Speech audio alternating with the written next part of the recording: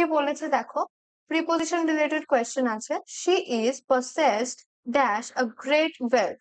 তো কি হয়েছে না, সে কি মালিক হয়েছে অনেক ধন সম্পদের, ঠিক আছে, অনেক সম্পত্তির মালিক সে হয়েছে, ঠিক আছে।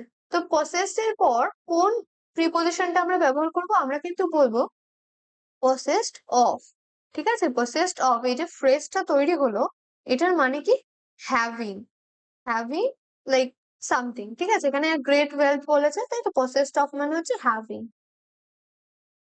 এবার এখানে দেন যেটা, যে জিনিসটা সে পসেশন করছে, যে পসেশনটা আছে, সেটা কিন্তু আমরা মেনশন করব।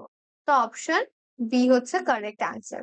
নেক্সট কোয়েশ্চেনে চলে যাব, কি বলেছে, B aware dash pick Pockets.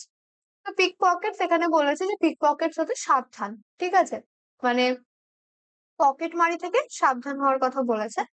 Be aware যখন আমরা বলি এই ওয়ার্ডটা, তখন এর সাথে আমরা কিন্তু একটা ফিক্সড প্রিপোজিশন ব্যবহার করি, ঠিক আছে, যেটার মানে কিন্তু হচ্ছে সাবধান হও।